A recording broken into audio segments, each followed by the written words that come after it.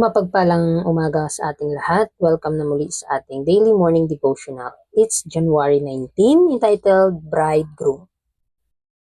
Isaiah 60 verse 1, Arise, shine, for your light has come, and the glory of the Lord is risen upon you. Dito sa ating kita-text pa lang ay inutusan na tayo ay gumising at magpakita ng liwanag dahil ang kaluwalhatian ng Diyos ay sa atin. To those who go out to meet the bridegroom is this message given. Christ is coming with power and great glory. He is coming with his own glory and with the glory of the Father. He is coming with all the holy angels with him. While all the world is plunged in darkness, there will be light in every dwelling of the saints. They will catch the first light of his second appearing. The unsullied light will shine from his splendor, and Christ the Redeemer will be admired by all who have served him. Tayong mga naghihintay sa ating Panginoon na nagsisimbolo nito na ating bridegroom, ito yung mensahe para sa atin. Si Kristo ay darating na at ang kanyang kapangyarihan at dakilang kaluwalhatian ay sa atin. Kaya nga sa kanyang pagparito, ang kanyang kaluwalhatian ay sa atin. Ang kaluwalhatian ng Ama at ng Anak ay sa atin. Kaya nga, inaasikaso o hinihimok na tayo ng kanyang banal na espiritu para tayo ay lumiwanag sa kabila ng kadiliman ng sanlibutan ito. Meron pa ring liwanag na magniningning sa bawat na tumatanggap kay Kristo bilang kanyang personal na tagapagligtas. At tayo ay makakatanggap ng liwanag na ito at magniningning sa ating buhay na si Kristo na ating tagapagligtas ay darating na. While the wicked flee from his presence, Christ's followers will rejoice. The Patriarch Job, looking down to the time of Christ's second advent, said, Whom I shall see for myself, and mine eyes shall behold and not a stranger. To his faithful followers, Christ has been a daily companion and familiar friend. They have lived a close contact in constant communion with God. Upon them, the glory of the Lord has risen. In them, the light of the knowledge of the glory of God in the face of Jesus Christ has been reflected. Now, they rejoice in the undimmed rays of the brightness and glory of the King in his majesty. They are prepared for the communion of heaven, for they have heaven in their hearts. So tayo mga naghihintay sa Panginoon, tayo ay magagalak. Tayo ay magiging masaya sa pagparito ng ating Panginoon. Habang ang mga masasama ay patuloy na buburahin sa mundong ito sa harapan ng ating Panginoon. At sa mga tapat na kanyang mga tagasunod, si Kristo ay patuloy nilang sinasaliksik bilang kanilang tunay na kaibigan.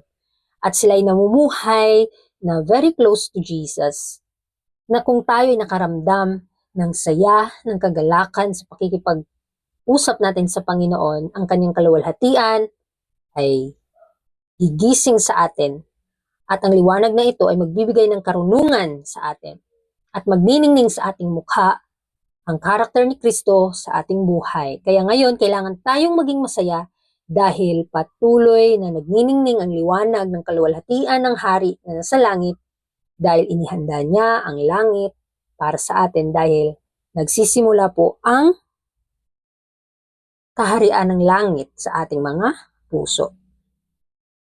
With uplifted heads, with the bright beams of the Sun of Righteousness shining upon them, with rejoicing that their redemption draweth nigh, they go forth to meet the bridegroom, saying, Lo, this is our God, we have waited for him, and he will save us.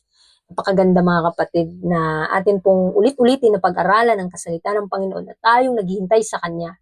Magniningning sa ating mukha, sa ating buhay, ang liwanag ng katwiran at ito'y magpupuno sa ating mga puso na siyang nagligtas sa atin, siya na magliligtas ulit sa atin at tatanggapin niya tayo bilang kanyang mga tagasunod. Na matagal na nating hinihintay ang ating Panginoon, siya ay tunay na darating. Kaya we need to prepare, mga kapatid. Hindi natin alam kung kailan magwawakas kahit ang ating buhay. Kailangan tayong maging handa. Kailangan nating punuin ang ating mga memorya ng kanyang mga pagpapala, mga salita ng Panginoon na nagbibigay ng kasigasigan na magniningas ang banal na espiritu sa ating mga puso. Na sa ating buhay, hindi tayo basta-basta na maniniwala sa mga pag-aaral, bagkus ating pong pag-aralan ang katwiran ng Panginoon na siyang magpapabago sa atin. And I heard as it were the voice of a great multitude, and as the voice of many waters, and as the voice of mighty thunderings, saying, Alleluia, for the Lord God omnipotent reigneth. Let us be glad and rejoice, and give honor to him.